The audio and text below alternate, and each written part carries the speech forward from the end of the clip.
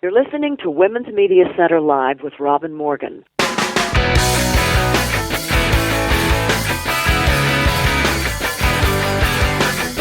Welcome to Women's Media Center Live. I'm Robin Morgan. I hope you had a great summer while we were on hiatus. This is the premiere show of our 5th season. And thanks to you, the extraordinary ratings growth of our show over the past season has in effect moved us to a better time spot. For those of you who listen to the podcast, the program will now post on Sundays instead of Saturdays. For people listening on any of our syndicated radio stations, check your local listings as usual. With this move, we can bring our voice and your concerns to the influential Sunday morning talk show arena. So we're excited for all our women listeners, for all the men of conscience who care about the show, and yes, certainly for ourselves. And WMC Live with Robin Morgan recently won not 1, but 2 awards. All right. Not to get puffed up with ourselves or anything, especially not in comparison with today's 2 guests. The record-setting long-distance swimmer who managed at age 64 what she couldn't manage in her 20s, Diana Nyad, is with us. And Dr. Mona Hanna-Attisha, one of the original whistleblowers about the lead poisoning of children in Flint, Michigan, the woman who refused to shut up about what her research was showing. She is also here today. And lots more. And a word about today, the anniversary of 9/11. As a New Yorker passionately in love with my great city, I can never forget that day, and also never forget the mourning families, and especially never forget the women and men, cops and firefighters, the first responders, the people, many of whom are still living with illnesses and wounds from that day to this very moment.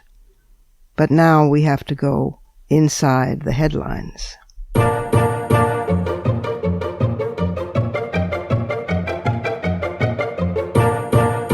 In this year of voting dangerously, I can hardly wait to tackle the state of the election, but I'll do that at the end of the program in Fighting Words, because I think it's important to start off our new season by really going inside the headlines, to pick up stories that may have got missed during our break, important ones, or stories where the coverage erased the so-called woman's angle, the perspective of half the human species. In a perfect example of the last category, we can celebrate the end of the longest war that's ever taken place in the Americas, in Colombia, where the government and leftist FARC rebels came to a peace agreement after more than half a century, during which tens of thousands of people were killed and millions were displaced. The FARC has renounced armed struggle and is transforming itself into a political party. And while it was reported that an October national plebiscite still has to ratify the accord, what was not reported was that all this has taken place since women took over FARC leadership positions in the negotiations. In India, also moving from direct action into electoral activism, Iram Chanu Sharmila, aged 44, ended her almost 16-year-long hunger strike during August, and she pledged to run for political office in her troubled home state of Manipur. Sharmila had been held for years in judicial custody because she refused to eat, and she was force-fed then through a tube in her nose in protest at the Indian Armed Forces Special Powers Act of 1958, which is a convenient law that shields members of the military from prosecution in conflict-ridden parts of India.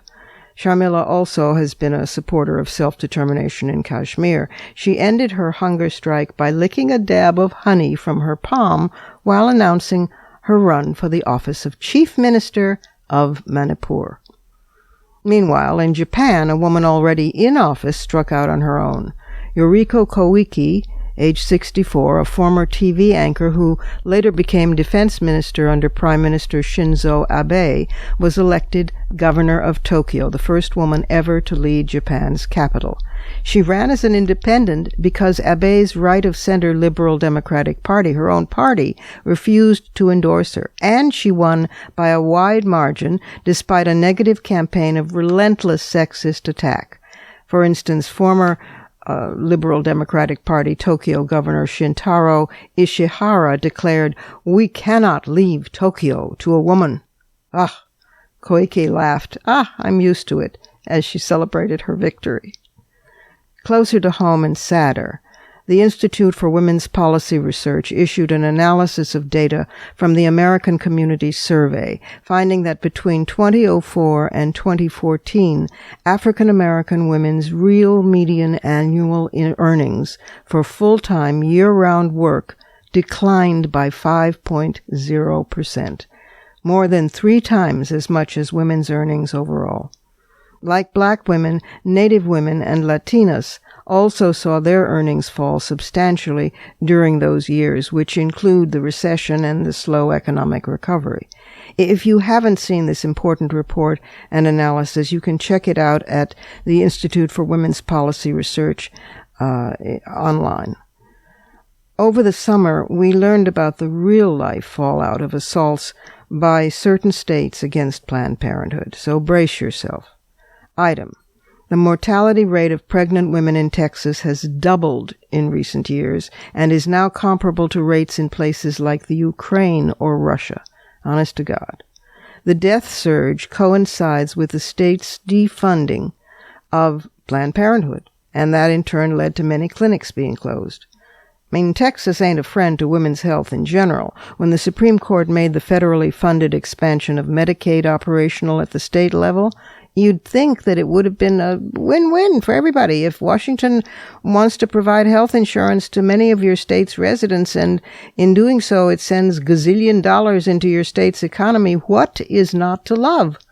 Still, 19 states, including, of course, Texas, still refuse the free money and deny health care to millions, which has the greatest impact on, you got it, poor women.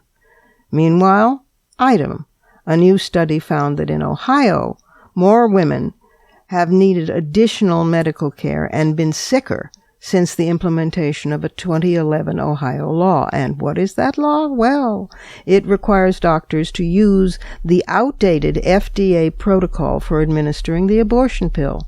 It's an obsolete standard that has been discarded by the FDA, and it was associated with a far greater need for additional medical treatments, more clinic visits, more side effects, and higher costs for women to complete the course of care for their abortion. All of which have happened. The Ohio state legislators chose to use the outdated FDA protocol, claiming the law would improve women's health, when actually it's now proven the opposite resulted. Well, at least we can end our eclectic roundup with a bit of good news. A community in central England has become the first in the country to categorize misogyny as a hate crime. The Nottinghamshire police announced that street harassment, unwanted sexual advances, physical or verbal assault, and using mobile devices to send unwanted messages or take pictures without someone's consent are all examples of hate crimes. Chief Constable Sue Fish says that the department is leading the way towards tackling misogyny in all its forms. Ambitious woman. Quote, "What women face often on a daily basis," she said, "is absolutely unacceptable and can be extremely distressing. Nottinghamshire Police is committed to taking misogynistic hate crime seriously and encourages anyone affected by it to contact us without hesitation." Close quote. So, if horror of horrors Donald Trump wins the election and we all become refugees, although Canada is nearer, maybe add Nottinghamshire to the list of places to relocate to? Sounds pretty good to me.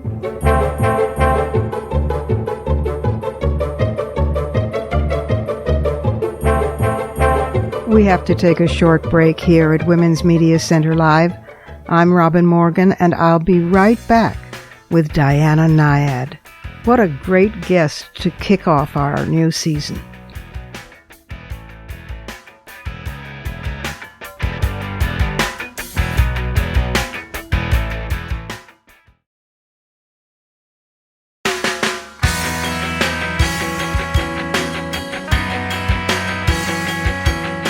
You're listening to Women's Media Center Live with Robin Morgan.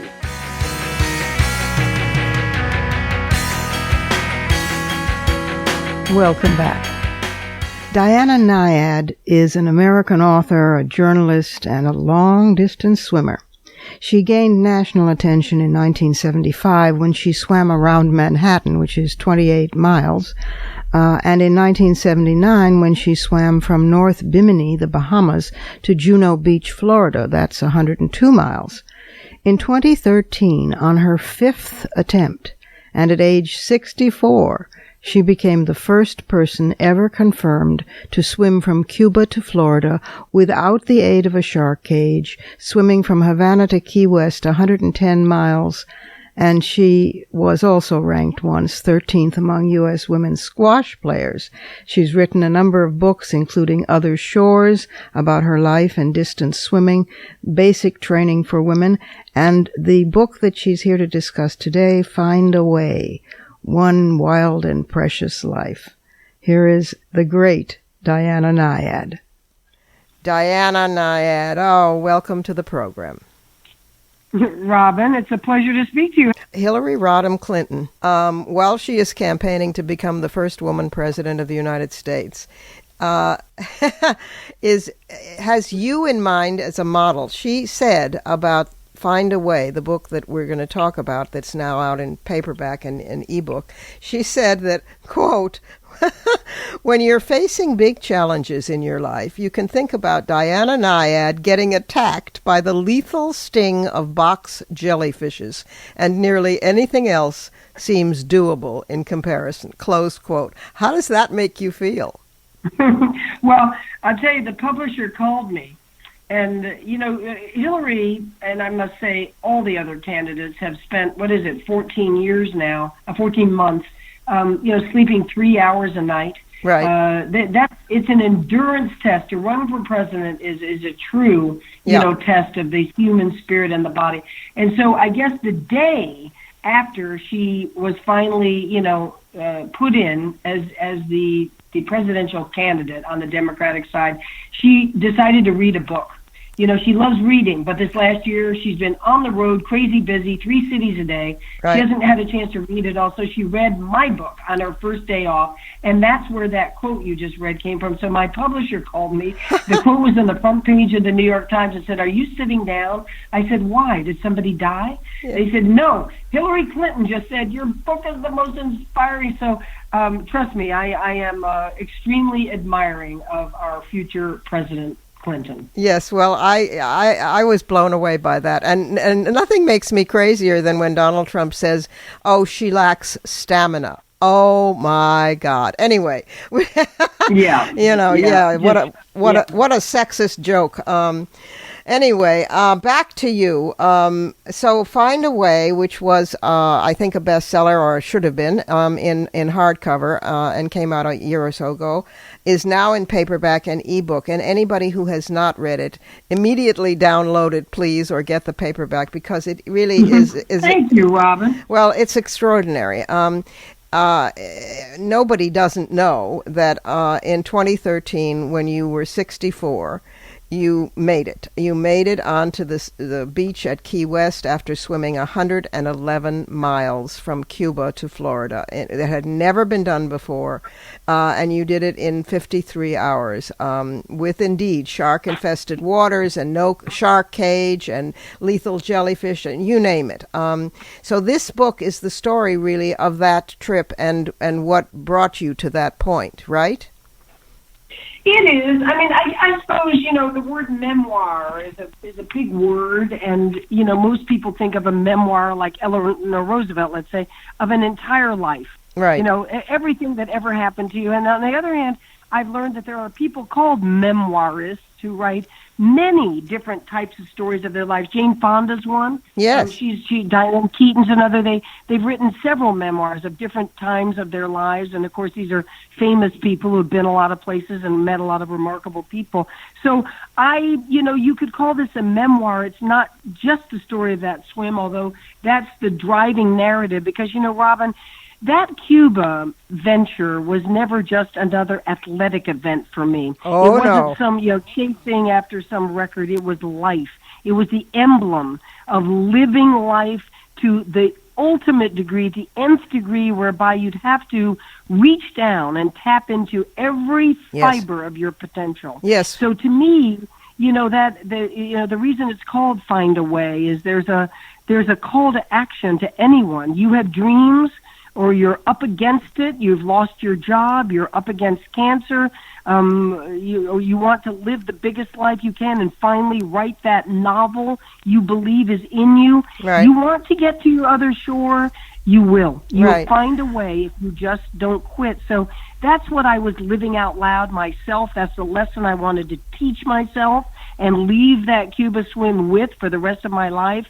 And that's the lesson that's kind of everybody else relates to, when they hear the story. Well, absolutely. And also what strikes me again and again, I mean, you were a world champion swimmer in your 20s, and you set the record for swimming around Manhattan Island, and you did ocean swim achievements and so forth. And that's when you made your first attempt at the Cuba swim, which was thought impossible. Yeah. And after 42, correct me if I'm wrong, after 42 hours and 79 miles, you were blown way off course. And then you, because your dream was unfulfilled, you did not swim another stroke for 3 decades. And then you went back, and it took, in total, it was for the 4th try that did it. I mean, and you did it at 64. That is extraordinary. Actually, it was the 5th. It was the 5th try. Oh my God! Yep. Oh my God! I mean, so this you're like one of those inflatable weighted dolls, that they bang them down and they pop right back up again. It is. Just like Hillary is. Yes. That's what that's what, talk about resilience. Hillary Clinton. When I think of all the people who have achieved things, I don't care whether it's astronauts or business people, athletes, everybody, we all need some luck, and we need some talent, and we need hard work, and we need some, connections and good colleagues around us. Right. But in the end, hasn't, Andrew Carnegie, Vince Lombardi, haven't they all written about it? What you really need is perseverance. You need resilience. Because you're going to fail. You're going to fail over and over again. You're going to get knocked down. Yep. And do you stay down and relinquish and say, too tough, I'm going to go somewhere else, I'm never going to try again, or do you get back up and try again? Yeah. That is the quintessential issue to success. It's also an incredibly heartening and spine-stiffening in the best way issue for older people and older women, of whom I now find myself one. My God, how did that happen last week? Last week I was 35, but it, because at 64 somehow you were able to pull off what you couldn't pull off at 30. So this is we get better the deeper down we dig for our true grit and our possibilities. And I mean, can you tell the listeners, was there a linchpin moment or something when after 3 decades of not swimming a stroke you decided, well, the hell with it, I'm going to try this again? Well, you could say there really was a linchpin moment. I mean, it had been building. I was this sportscaster, and, I'm not going to complain, Robin. I'm traveling around the world for 30 years, going to Olympic Games and U.S. Open tennis championships and following the best in the world pursue their excellence. It was wonderful. It was inspiring. But the truth is, toward the end of those 3 decades, I started to feel like a spectator. I was watching other people chase their dreams and telling those stories. There was something to the art of that, and of course, being with them. But the truth is, I was on the sidelines. I was not a doer anymore. And then my mom died, and then I turned 60. So all these life confluences came together, and I started digging around in my office for a poem. I don't know about you. But I don't understand poetry. Every poem I've ever read in my life, and when I finish it, I say to myself, why don't they just say it? Why don't they? Maybe if they used a few more words, I would understand it better. But right? But I'm laughing. I'm laughing because I am a poet, a published poet, and I'll send you. Oh my gosh! No, I'll send you some of my books, Diana, and I think you might understand them. Woman to woman, I think. Love it. All right. I'd love it. I'd love to read your poetry. Go on. Well, in any case, in any case, I knew there was a poem I had read, and I was searching for it. I knew I needed it in this month of turning 60, and it was Mary Oliver's The Summer's Day.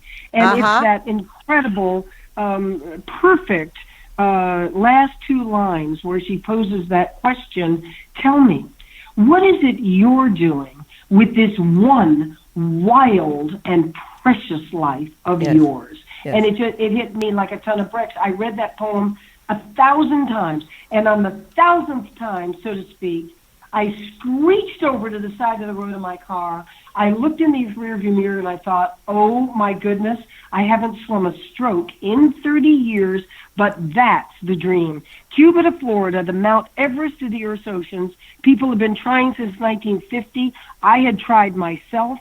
That is the one that's going to make me feel alive and alert and awake to the nth degree. I'm going to go back and chase it. So there was literally a moment driving and reading Mary Oliver's poem. Well, you see there, I mean, there you go, the power of poetry, and and the power of you and your will, and your share with the audience your three slogans. It's one thing to swim for 53 hours. That's undeniable, nonstop across a vast, epic ocean with my team. But imagine what it takes to get training for that. Years. You're swimming 12 hours one day, 13 hours the next, 15 hours the next, 18 hours the next. It's a grueling, lonely sport. And often in an ego sort of moment, I would think to myself when I was out doing these training swims, what will I say? What will be the grand words of poetry and wisdom that I'll say when I finally reach that other shore? Well, it didn't happen that way. When I got to the other shore, I was dazed emotionally. I was whipped physically. Anything I had ever thought of saying was not in my mind, and it just came spilling. The slogans, so to speak, you're talking about, just came erupting out of my mouth. I never thought of them before. I had never said them. And the first thing I said was, never, ever give up. Yep. And people were weeping, Robin. They weren't crying. They were weeping because they felt that for their own lives. Of course. They don't want to give up on their own dreams. The second thing I said, which would relate to you and I and millions of people out there, you're never too old to chase your dreams. Right. And I believe that about every age. I meet young people. I meet millennials. And I say, you're not too young to start that dream. And the third thing I said was, it looks like a solitary endeavor. And doesn't it? If you had a drone camera that followed us all the way across from up above, you'd only see one set of arms coming up, left, right, left, right. But what about Bonnie next to me on the boat? What about the medical team, the shark team, the jellyfish team, the kayak team, the nutrition team? We did it together. And so my last phrase before I kind of went down on that beach was, it looks a solitary endeavor, but it's like life. It always takes a team. Oh, they're wonderful words to live by and strive by. They really are. And you're now you're sharing that wisdom. You and Bonnie Stahl have started something called Everwalk. Tell us about Everwalk. Cuba was such a personal dream. We went after history on that. But afterwards, Bonnie and I we're cut from the cloth of physical well-being. Since we've been little kids, we just, every day is about moving, is about, being the best physical self you are, which leads you to being the best self you are all the way around. So we have launched the largest walking initiative in American history. It's called Everwalk, and you can check it out at everwalk.com. We are going to walk the beautiful long corridors of America with thousands of people. The first one's this fall from LA to San Diego, but people can walk virtually. You can be in Fairbanks, Alaska, or Bangor, Maine, and join us. Use your Fitbit devices, etc. Log in. We're working with Facebook so that we can see each other across the world live, walking together. And, people can come out and just walk 5 miles or 10 miles, or they can have the epic experience that we appreciate and walk all the way from LA to San Diego. Next year, Philly to Washington, D.C., Boston to New York City, Chicago to St. Louis the next year after that, and you go on and on and on. We're going to walk all the beautiful outdoor spaces of America, and after 5 years, when we're known and Everwalk is on the map and we've got millions, we're going to walk cross-country. We're going to go all the way cross-country with 1 million people. The Surgeon General is on our team. Yeah, it's the new vision, Robin. They say sitting is the new smoking. We're going to get people up and walking. Oh, my God. You are something else. Thank you for Find a Way, which listeners remember is now in paperback and an ebook. And go online and check out everwalk.com. And join in this amazing venture. Thank you, and thanks for being with us today. And now it's time for the Surrealism Corner.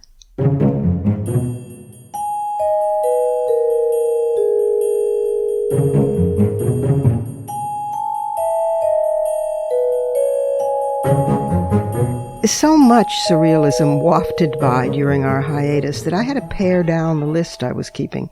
Here are 3 goodies. The surreal controversy over the so-called burkini, the bathing suit for strictly observant traditional Muslim women that covers everything, leaving only the feet, hands, and face bare. The French, who named it the burkini, have now taken to forcing women who wear it on the beach to disrobe or be fined, in effect declaring it illegal. Now, this is ironic because in the 1940s, the French, and continuing into the 1950s, even the Italians, arrested women for wearing bikinis because that showed too much. Look, going swimming covered head to ankle might be a good way to avoid skin cancer, but when it's done for religious reasons, well, it's not my preferred way of going to the beach. My opposition to cultural or religious pressure that transforms female bodies into movable bolts of cloth in strict hijab are well known, as well as my feelings on cultural pressure to expose those bodies in, say, pornography. Both are patriarchal. That said, for God's sake, it's up to a woman what she wants to wear. I think that Muslim women may come to different feelings in time, or not. But if so, only by reading work by such Muslim feminists as Mona El-Tahawi. Her book, Headscarves and Hymens, Why the Middle East Needs a Sexual Revolution, for instance. These women are not going to change their attitudes because the French government passes a law. Besides, that's not even what it's really about. Under its own cover, it's about women being used again as symbols for other agendas. It's about Islamophobia mixed in with fear about immigrants non-assimilating overnight to a degree that the French perceive as threatening their secularism. Now, I appreciate their secularism, and I can understand some of that. But I also know that further down there's the deepest layer. In every patriarchy, men get their knickers in a twist about what women wear and the bodies beneath it. What we choose to do with those bodies upsets them even more. For instance, Governor Mike Pence of Indiana, Donald Trump's running mate and one of the most anti-woman crusaders in the United States, has gone on record saying condoms are too modern. Too modern? For what? This was during his campaign to block access to testing for and treatment of sexually transmitted diseases at the Planned Parenthood health centers. And he also tried to block the education and resources provided for men as well as women to protect themselves from STDs. Clearly, he has no real idea how condoms even work, claiming they exhibit very poor protection, despite the fact that condoms are a highly effective form of both STD and pregnancy prevention. Such willful ignorance is surreal. He should take a sex ed course at, Planned Parenthood. And I cannot resist being just a little disrespectful of the dead. Phyllis Schlafly, queen of the ultra-right wing and major antagonist to passage of the Equal Rights Amendment consistently down through the years, died a few days ago at age 92. She was proudly the face of anti-feminism, although once in a green room of a TV station where we happened to my horror to cross paths, she blithely told me that she would never have finished college, gone to law school, and become a conservative leader without the women's movement. Then she went on the program before I did and promptly denounced feminism. Of course, I then went on the program and exposed what she'd said in the green room. Anyway, patriarchy swallowed her whole after all. She'd counted on a cabinet post in the Reagan administration, which never materialized, and she was reputedly very bitter lifelong about that. And now, after her death, Donald Trump tweeted a eulogy that was more his usual "it's all about me, Donald" message. And he spelled her name wrong to boot. He wrote, quote, "As a tribute to the late, great Phillies, Phillies, Schlafly, I hope everybody can go out and get her latest book, The Conservative Case for Trump." Close quote. The Phillies, huh? Well, she struck out. And you know what? A revitalized ERA is back with growing strength. 94% of Americans say they will support the amendment. Go to eracoalition.org to find out more. And that's real, not surreal.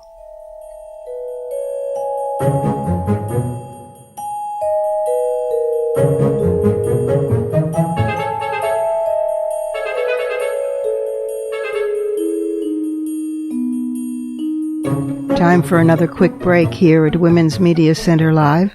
I'm Robin Morgan, and when we return, I'll be speaking with Dr. Mona Hanna-Attisha, who is the pediatrician who blew the whistle on lead in the water of Flint, Michigan, and wouldn't back down. Stay with us.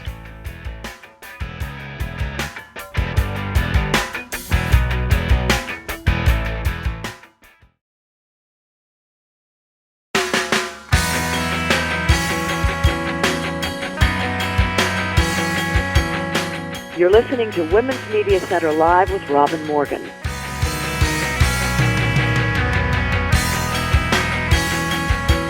And we're back again. One story that we cannot permit to disappear from headlines and concern of the public is Flint, Michigan. My next guest is Dr. Mona Hanna-Attisha, who is an Iraqi-American, take that, Donald Trump, pediatrician, the director of Hurley's pediatric residency program in Michigan.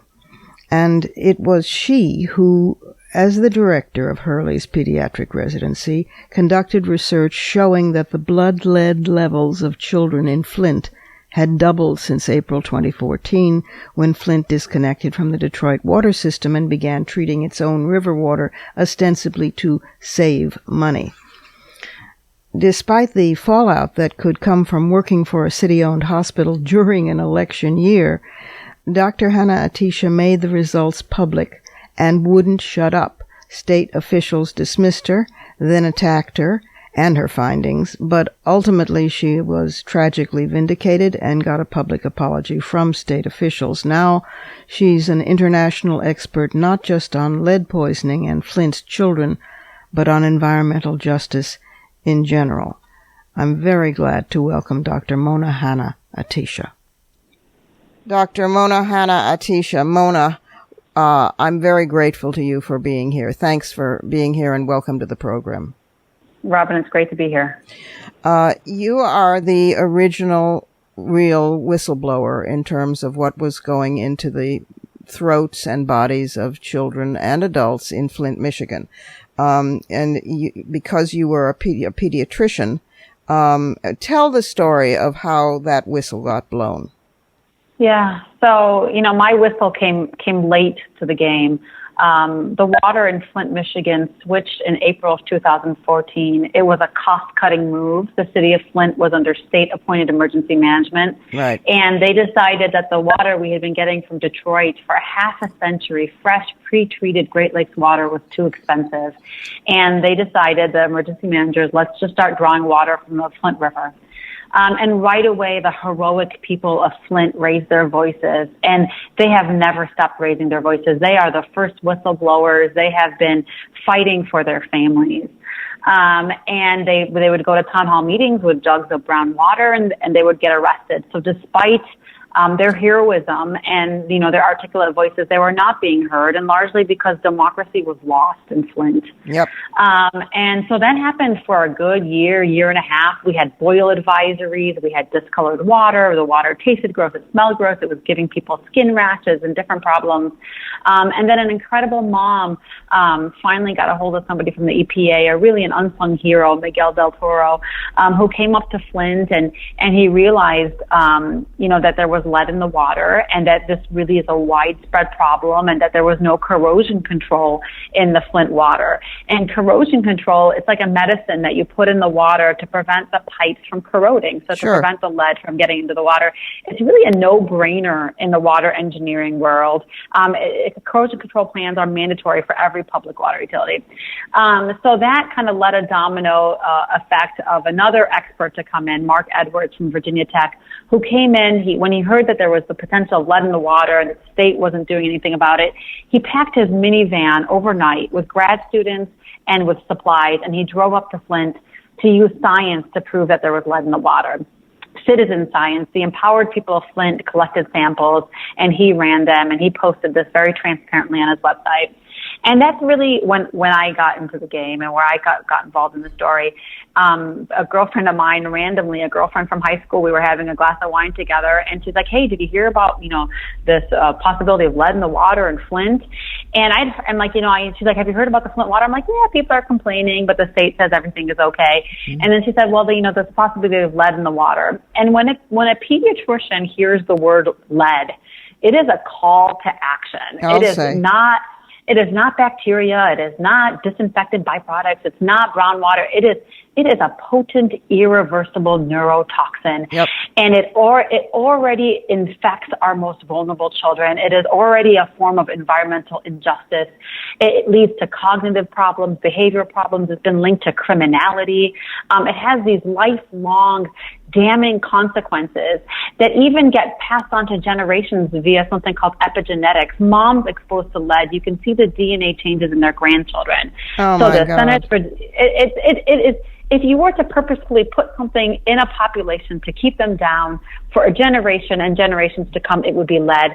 And many of our current economic and social disparities in our inner cities can potentially be traced to previous lead exposure. Right. So it is a no-brainer. It is something that we must act on. And when I heard about lead potentially being in the water, I had to see if that lead was getting into the bodies of our children. So in rapid speed, we did our research to see if it was in our children. And then we released those findings at a press conference in late September. It was not something, which is not how you release medical research. You wait and publish them in journals. But we had a very much an ethical and professional obligation to share this as soon as possible. Our families could, so people needed to protect themselves because there is no taking this away. And when we released our research, just like the people of Flint and the heroic moms and the pastors and the journalists and the water scientists were dismissed, I was dismissed as well. So I was called, an unfortunate researcher, that I was splicing and dicing, that I was causing near hysteria. But fortunately, it was the game changer to get the water switched back and for people to pay attention. It was. Correct me if I'm wrong. Your research showed that the blood levels of children in Flint had doubled since April 2014. Yeah, so we compared the blood levels of children before the water switch in 2013, and we compared them to lead levels in 2015. And in our sample, the percentage of children with elevated levels doubled. And then in the areas where Dr. Edwards showed the highest water lead levels, we saw the greatest increases in children's blood levels. For example, in one neighborhood, which is in the middle of the city, that had the highest water lead levels, the percentage of kids with elevated levels went from about 5% to about 16% of the kids tested with elevated lead levels. And I want to reiterate that our research and then the state and the CDC research, which has happened since then, which validate these findings, is a gross underestimation of exposure, because we were screening children not, for the ages when we worry about lead paint and lead dust, which is the ages of 1 and 2, not then when they're most vulnerable to lead and water. So that is why we are treating this very much as a population-wide exposure. Yeah, well, of course. And is it not true that the population in Flint is largely African American? Yes, Robin, this is a population that is about 60% African American. This is a population with about every disparity you can think of. The people in Flint have about a 20-year less life expectancy than some neighborhood zip codes. We have one of the highest rates of violence, one of the highest rates of unemployment. We have suffered from decades of disinvestment, loss of manufacturing. So Flint children already had so many barriers to their success. Yeah. And then we added this obstacle. It's hard for at least good-willed or well-intentioned people in the rest of the country to understand why the governor, who decided arbitrarily to change the water, that apparently it was too expensive to do what they'd been doing all along for decades, and that Flint, either because it was largely black population or just coincidentally, I have trouble believing that, decided that it didn't deserve of those extra pennies and to change the water supply. How is he still in office? It's hard for me to understand that. Yeah, well, there are lots of investigations. Yesterday I heard there's actually 300 lawsuits because of this. There's been criminal charges faced. People have already been criminally charged. There are recall campaigns. There are a lot of kind of efforts looking at kind of truth and accountability. And that is very important to the people of Flint. You can almost think of it like they need to going through a truth and reconciliation process. They want to know what happened and who knew what and when they knew it, so that they can really start the long process of reconciling and healing. Yeah. But those things are underway. Well, trust must be completely, if not totally broken, then deeply fractured. Because why should they trust? Even the EPA. Tell me, the EPA, I gather, says that the current filtered tap water is safe for everyone in Flint. I know that I wouldn't feel not comfortable about me or my kid drinking it. What is your feeling about that? And why hasn't this been fixed yet?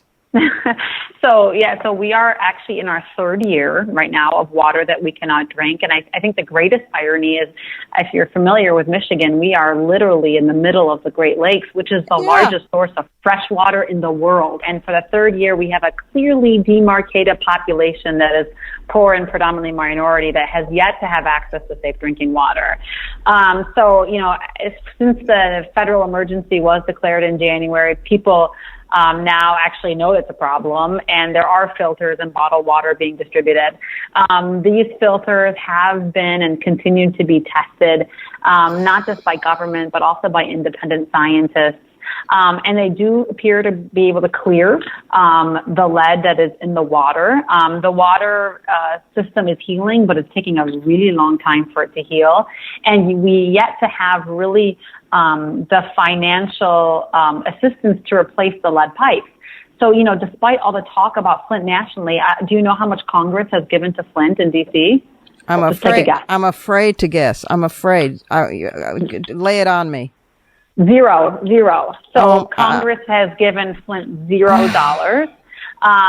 It's become a very political issue, which it is not. It is not a political issue. It's not a partisan issue. It is a humanitarian issue. It's water. It's water. And kids who have been hurt for life. Yeah, and unfortunately, because this was a man-made crisis, we don't have the same kind of response. So we're only a federal disaster. We're a federal emergency. We're not a federal disaster. So that did not clear up significant federal resources either. So if it was a hurricane or a flood or a tornado, we would have gotten more resources. But because this was man-made, we have not. And unlike any of those other kinds of disasters, this is a disaster that we're going to have to deal with for really decades and generations to come. That's right. So we are definitely trying to flip the story for our kids. Okay. So we have kids, and there's a lot of stigma right now. They turn on the TV and they hear brain damage and they hear all this. We are trying to do something in Flint that hasn't been done before. So we've created something called this Pediatric Public Health Initiative, which is very much trying to flip the story for our kids. Mm-hmm. There's nothing that can take away the lead, but there's a lot that we know in terms of brain science that can buffer the impact of this exposure. So we're trying to put in, so no, it's in 10, 20 years, we're going to share how how strong and resilient and how smart our Flint kids are, because we're putting things in place like universal preschool and early literacy programs and home visiting programs and breastfeeding support. And we got a Medicaid waiver, so our kids will have access to those developmental services. So we very much want to share that Flint is not going to be defined by this crisis, but definitely by our response to this crisis. And that's kind of what we're doing, and we're hoping to share our best practices with our nation. But we can do all this better if we get additional, resources. It's amazing to me and deeply heartening that and should be to everybody that you're somehow managing to turn what is a disaster into what's going to be a model for taking care of children, supporting children, early education, all the things that children have a right to have wherever they are. These are things that our kids have needed decades ago, and these are things that all vulnerable children need. These are things kids in Flint and Detroit and DC and Baltimore need, because we know that it improves their development and their life outcomes. So, and most critically, these are the things that our Flint kids need, because our kids did nothing wrong besides happen to live in a poor city that didn't treat its water properly. And we owe it to them to do everything to mitigate this. We all owe it to them. You're absolutely right. And it's now, I think, up to all of us to keep the pressure on them and to change Congress so that the money is there to support the work that you're doing, which is right on the front line. And thank you so much for being with us today. Thank you, Robin. Thanks for having me. And now for our feel-good feature, We Won This, and We Told You So.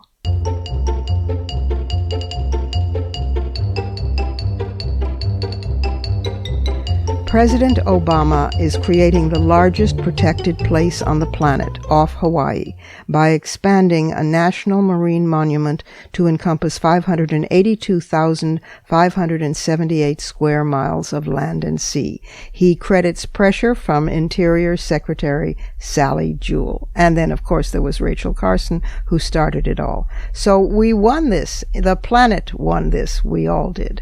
And then hats off to the women American athletes who were the Olympians in Rio, who swept the medals. You know, back when we were fighting for Title IX, we were told it was useless. Women didn't go out for sports. Girls didn't care. And it just shows you how they can show their mettle when they have access. Bravi to the women Olympians. We won this, and we told you so.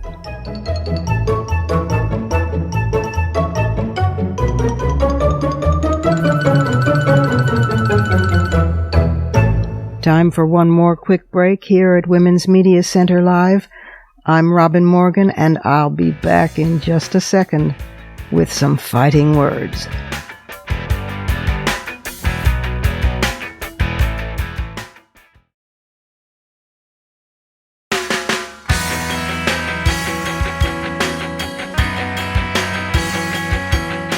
You're listening to Women's Media Center Live with Robin Morgan.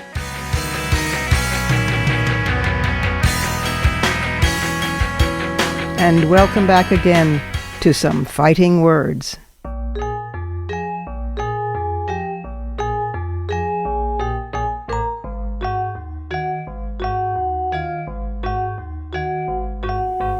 If there are any Buffy the Vampire Slayer fans out there, you will know what I mean by this. There were times in the witty series, usually at the end of a season for a cliffhanger, when all the forces of evil would mass and rise together from the hellhole under the high school to threaten humanity. Then Buffy, a handful of other humans, and the good vampires would have to fight a coalition of ghosts, ghouls, imps, werewolves, and zombies. Of course, Buffy always would win the battle, but the war was ongoing. It brings to mind Donald Trump's staff, the massing of which, in retrospect, validates Hillary Rodham Clinton's statement decades ago that there was a vast right-wing conspiracy with one goal of delegitimizing the Clintons. Because though Clinton was left of center, he had a magic populist touch, and so he was dangerous to them. And she, well, they hated her flat out. Intellectual, feminist, policy wonk, didn't know her place. She was laughed at for the paranoia of that conspiracy statement, which now the New York Times grudgingly acknowledges as having been spot on. In other words, like poltergeists, they're back! Look at Trump's top-level advisors. There is Roger Ailes, founder and chairman of Fox News, recently ousted for blatant, consistent sexual harassment. There's Roger Stone, whose book accused Hillary of being a lesbian who drove Bill into other women's arms and of being guilty of the death of Vincent Foster, the deputy White House counsel who committed suicide in 1993.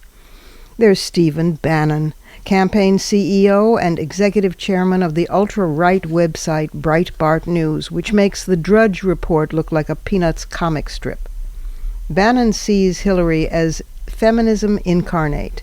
So in addition to firing the usual accusations, emails Benghazi, Bannon is the source of rumors about her health, mental acuity, and sanity, all charges that actually fit Trump, not her.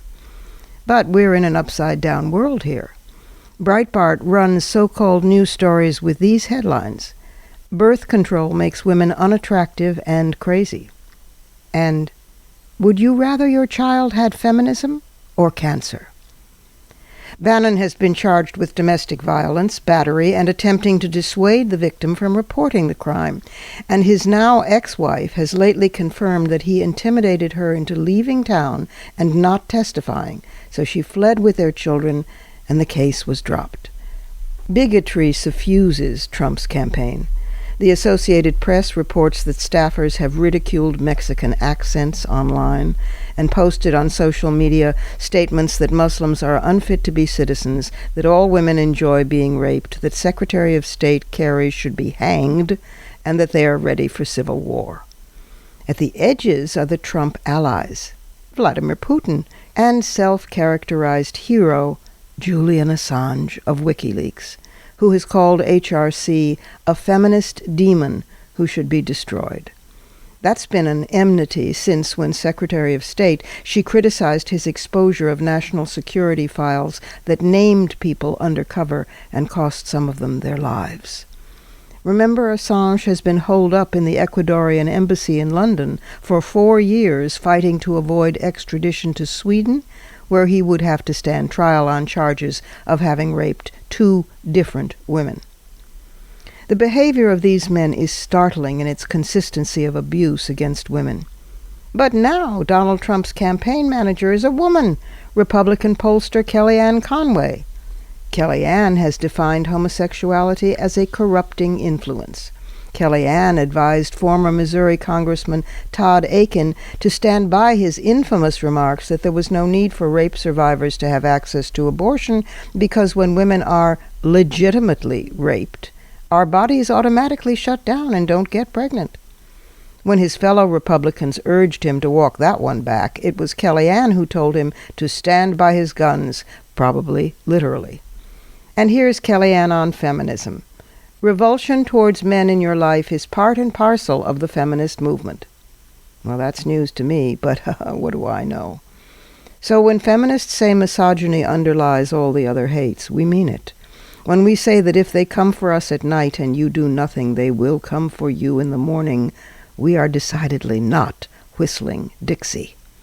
Now called the alt-right, these malevolent forces, bigotry, misogyny, racism, and the rest, have always been around. But in this country they've been on the fringe, never legitimized by someone who got this close to the highest seat of power. That happens elsewhere, right? Germany, Italy, Cambodia, Rwanda. If it happens here, the most powerful country on the planet, Canada or even Nottinghamshire won't be a far enough haven. We'd need to set off for the just-discovered potentially habitable planet in Proxima Centauri, the closest neighbor to our solar system, and we lack the means as yet to do that. So we better make damn sure that it can't happen here. Those are my fighting words. Add yours on Twitter, and be sure to tag us at WMC Live and use the hashtag #FightingWords.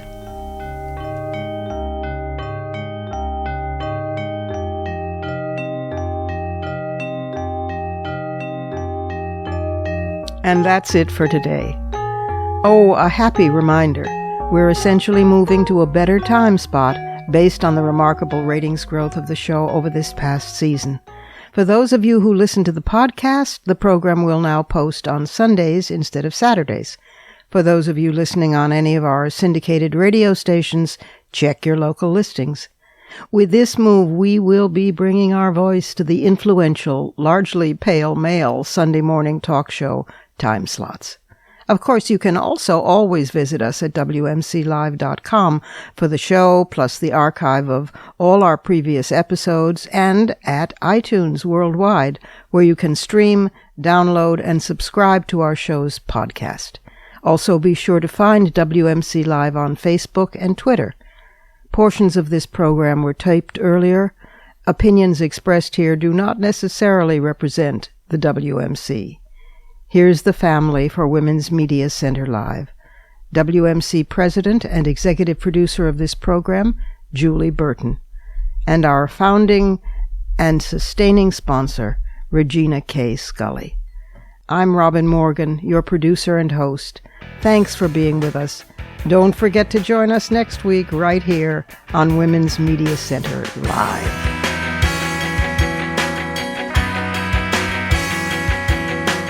For the smartest talk about news, politics, sex, books, religion, race, and more, tune your radio to Women's Media Center Live with Robin Morgan. Audacious, witty, provocative, informative, and fun. It's Women's Media Center Live with Robin Morgan on WMCLive.com. Talk radio with a brain.